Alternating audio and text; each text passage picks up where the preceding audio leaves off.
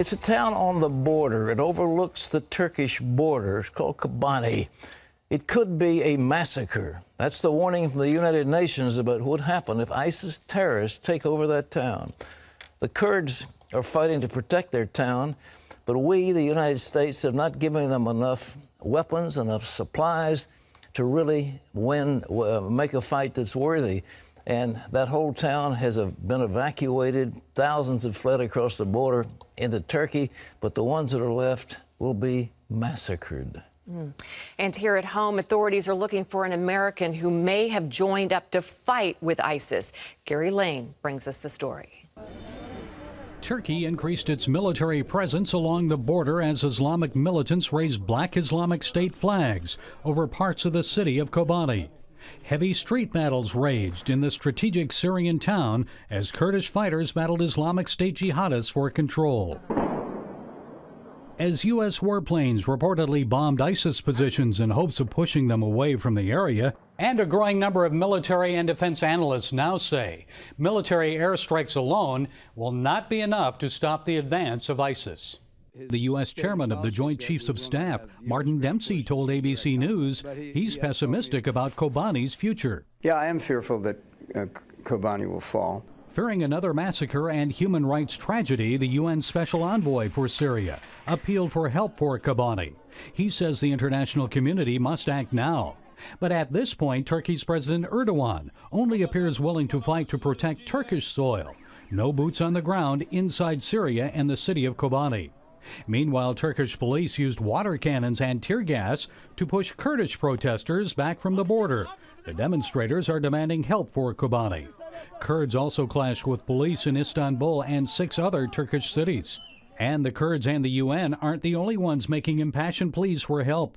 The parents of Peter Kasig, the next American set to be beheaded, appealed to ISIS to release their son. We implore his captors to show mercy and use their power to let our son go. And our hearts ache for you to be granted your freedom so we can hug you again. And the FBI says it wants the American public's help in identifying the ISIS terrorist appearing in this latest propaganda video. You can see them now digging their own graves in the very place where they were stationed. FBI Director James Comey says the man is speaking perfect English with a North American accent.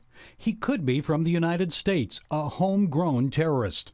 Informants around the world are being asked if they know his voice. The FBI is concerned the terrorist could return to the U.S. and cause havoc here. Comey says thousands of foreign jihadists, including Americans, are joining the Syrian civil war. And then they're coming back. They're coming back to Europe, they're coming back to North America, and it's something that all of us in the counterterrorism business are worried about every day. Gary Lane, CBN News. I don't know if you're like me, folks. You sit in wonder, what in heaven's name is going on in Washington? Why will our government fail to act? We've got the biggest, most powerful military in the world. We could crush ISIS like a bug. I mean, there's no question about it. And they're running rampage over these cities. They're terrorizing these poor people. They're beheading people. They're assassinating soldiers who fight against them. It's a horrible thing. We could stop it in a heartbeat. They don't have much, but considering our power, but it's not enough to put a few airplanes up there and drop a few bombs on them. That's not going to do the job. And the time has come that we've got to recognize, and Turkey's standing by. The Turks are incredible fighters. They are mean, tough fighters. And if they turn loose on ISIS, ISIS will wither. But Erdogan says, you don't take out Bashar Assad, we're not going to do anything. Well, okay. At least he wants a no-fly zone like they had in Libya. We're not willing to do that. We've got a president, ladies and gentlemen, who refuses to do anything, and it just breaks your heart. In the meantime, be informed. I've got a booklet that's produced by some very Muslim scholars, Arabic scholars of the Quran. It's called Islam, Religion of War or Peace. What is motivating these people? This will tell you. It's a brilliant book, and we'll give it to you free, but let us know you want it, and we'll let you have it. Well, in other news, officials in the United States, Europe, and Africa are working to stop the deadly spread of that hemorrhagic fever that's called Ebola. But Liberia is still the front lines of the battle, and Ephraim Graham has that story from our CBN newsroom. Here's Ephraim. Pat, government agencies and private organizations like Operation Blessing are working to stop the killer virus before it spreads too far and turns into a deadly epidemic. George Thomas brings us that story now from Liberia. In a corner of Liberia's capital city, the frantic pace to get ahead of this deadly Ebola virus. Let's start adding some of these. 7 bags of salt. Keeps David Darg Okay, let's go inside. and his Operation Blessing team on their toes. So we're gonna start on this machine, all right? On Monday afternoon, All we're gonna do is just turn it on. Darg helped set up 6 desperately needed chlorine generators So we have to put the electrode inside the barrel. capable of helping tens of thousands of Liberians stay alive in the hot zone. Just a small amount mixed with water can disinfect hands, can be used for surface disinfection in Ebola treatment centers. Darg is prepping the Operation Blessing Liberian team So it's very simple, but it's very effective. to travel to Ebola-hit villages with this technology. We're just taking salt and water, and through a process of electrolysis, we're making liquid chlorine. So it's a lot of life-saving disinfectant solution. So you have a lot of responsibility now, guys. Yeah. But it's a good thing. Down the street from Darg's operation, Alexander and his colleagues are also working feverishly to erect the newest Ebola treatment center, thanks to funding from the United States. I'm feeling very happy that the American government has come to help our people, because many of our people are dying. And the construction never stops because folks here know lives are on the line. It's a few minutes before 7 p.m. and you sense the urgency because folks are working late into the night to try and get this Ebola treatment center finished as quickly as possible. By the way, the largest Ebola treatment center to date here in the capital city, Monrovia, can house about 150 patients. This new facility, courtesy of the U.S. government, will double that number. So whether it's Operation Blessing or other international aid agencies, the race is on to get critical supplies and infrastructure to those living in the affected regions. George Thomas, CBN News, Monrovia, Liberia. And Pat, as always, Operation Blessing on the front lines. It is. David Darg's over there. We're risking his life, as is George. But listen, folks, I was asking Bill Horan yesterday about this chlorine. I said, what can it do? Well, we can actually treat millions of gallons of water, so they'll have clean drinking water, they'll have water to wash in, and they'll have something to disinfect their homes, their persons, their friends, their neighbors. I mean, it is incredibly potent against Ebola. And thousands of gallons of the stuff are being created, which again you mix with water, and it does a tremendous job. You want to help, and I know you do. It's Operation Blessing. Just say Operation Blessing, Disaster Relief, CBN Center, Virginia Beach, Virginia, and we'll rush your contributions to the front lines where people are working. You know, it's one thing to see it in Liberia. You sure don't want it in Chicago or New York or Kansas City or any of these other places. And now we've had a Spanish nurse who came down with it, and the people in Europe are saying it could rip across Europe in a heartbeat. So we just can't, we can't afford a disaster of this magnitude. We need to stop it where it is right now as quick as we can. Ephraim? Pat, those rising early today could catch a total lunar eclipse, which is also known as a blood moon because of its reddish color due to sunlight in the Earth's atmosphere. This is the second total lunar eclipse of this year, and there will be 2 more next year. Single blood moons happen fairly regularly, but it's extremely rare for 4 of them to appear so closely together. As CBN's Eric Stakelbeck has reported, some people have pointed out a link between the appearance of blood moons throughout history and important events in the Middle East. You can see Eric's story at cbnnews.com. Pat?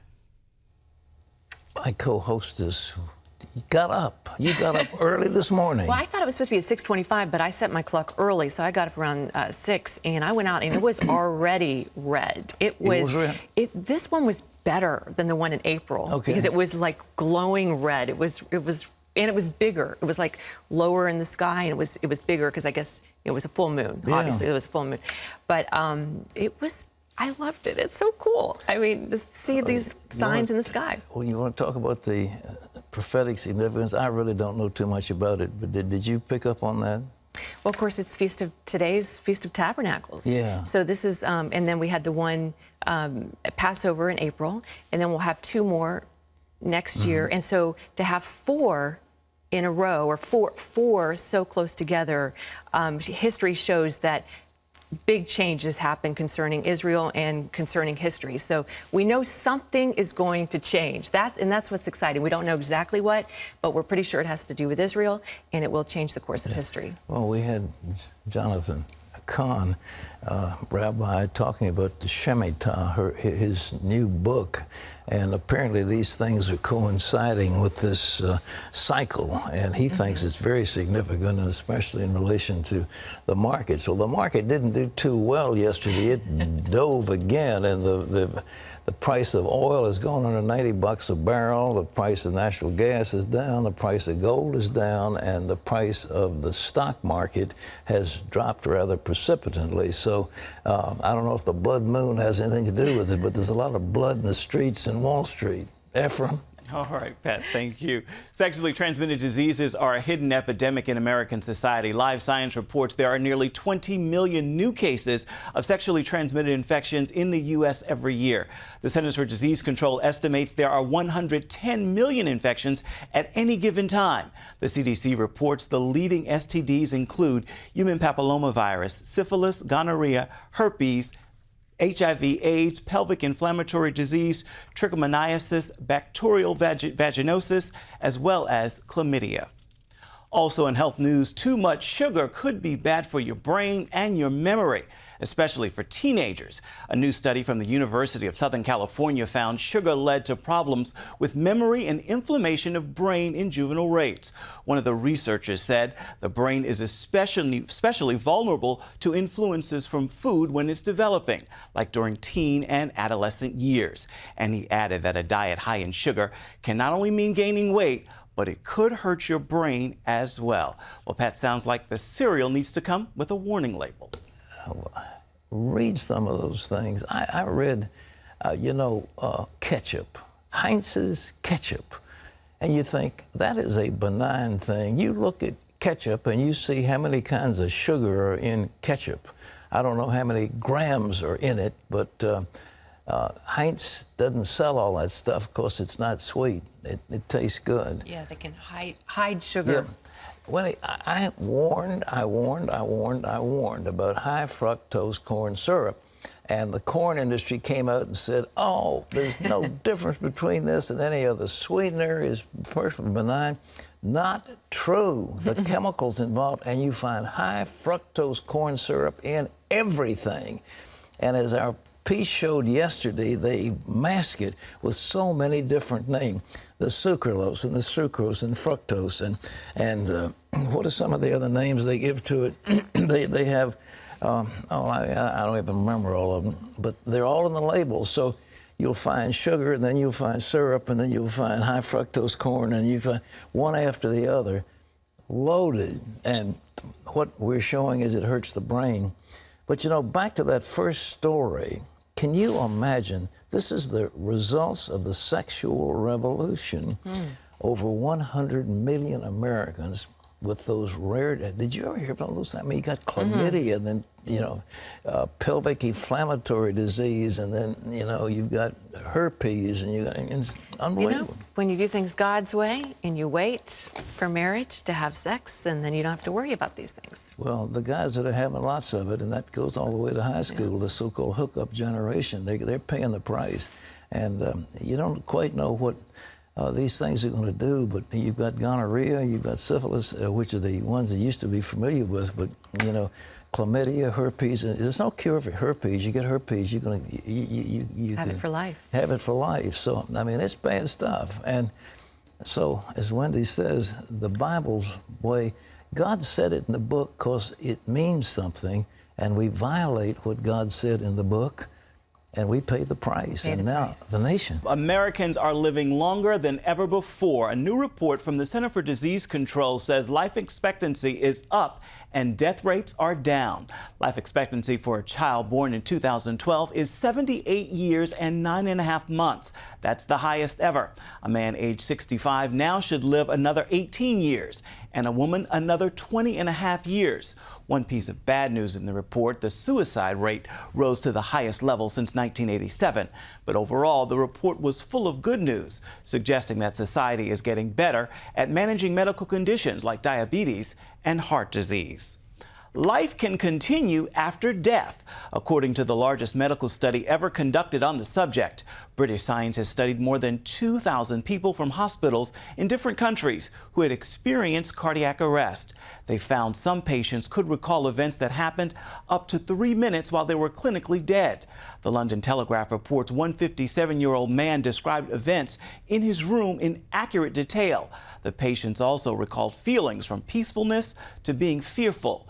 The scientists say the research shows there's more need for study into what happens after death. Remember, you can always get the latest from CBN News by going to our website, cbnnews.com.